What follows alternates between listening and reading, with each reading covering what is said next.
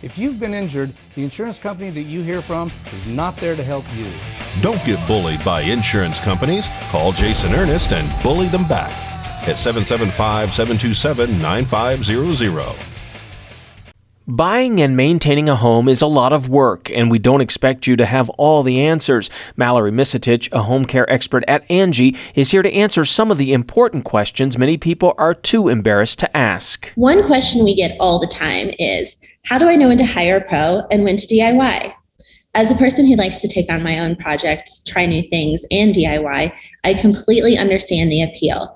At Angi, or when people ask me if it's okay to take on a DIY project, I tell them to ask themselves about the 3 T's: time, tools, and talent. If you have all 3, you can definitely get the job done right. If you're lacking any of those 3 things, like time or a particular tool needed for that job, it's time to call in a pro. Think about the next home project on your list. Is it complex? Is it dangerous? Is there a risk for property damage? If you answered yes to any of these questions, it's probably a good idea to bring in a pro to do the job right from the beginning. If your project is simple, you have relevant experience, and you're okay with the chance it won't be perfect, then give it a try. Making an expensive mistake can take the fun out of DIY, so do your research and know your risks before deciding to take it on yourself. When looking for service professionals in your area, you'll probably come across the terms insured, bonded, and licensed. What do these terms mean, and which ones would you look for in a pro? Ideally, you're going to look for all 3. Licenses are often held at a state or a county level. Be sure to check there. Booking an insured contractor is a great way to protect yourself financially. An insured contractor holds liability policy, which can protect homeowners from being held responsible for property damage made by the contractor. Always check with the contractor to make sure their policy covers the scope of your project, and ask for these 3 things before signing a contract and making your final hiring decision. Bonded contractors have an agreement with a bonding company that protects homeowners if their contractor fails to complete a job or can't meet financial obligations. Some trades also require contractors to get licensed. To qualify for a license, contractors usually have to pass tests and submit proof of insurance and bonding. Make sure to do your own research to make sure your contractor is licensed if desired. If you're looking at buying a home this next year, you might be wondering if it makes sense to take on the project of a fixer-upper.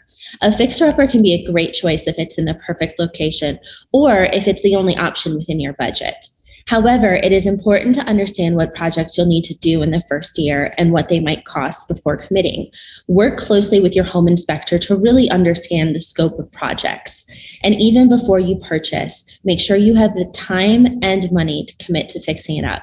Sometimes fixing up fixer-uppers is a long, multi-year process. Take a walk around your fixer-upper. Make a list of any changes or repairs you want to make. For each repair, write down if it is structural or cosmetic and if you intend to DIY or hire a professional. This list will help you get organized and get a better understanding of the professionals you will need to hire and the scope of the overall project. One more really common question is, how do I know if there's mold in my walls? Especially if you live in a warm, humid, or damp environment. The key to detecting mold is to know what mold looks like and smells like. It usually has a musty smell and causes irregular spots. Mold loves to live in damp places, so make sure to check basements, bathrooms, behind walls, closets. If you suspect there's mold in your home but still aren't sure where it's coming from, try ordering a mold test or hiring a professional to find and get rid of it quickly. Do you have questions about your home projects? Tweet them using hashtag Asking Angi. That's hashtag ASKINGANGI, and you may get some tips in an upcoming segment.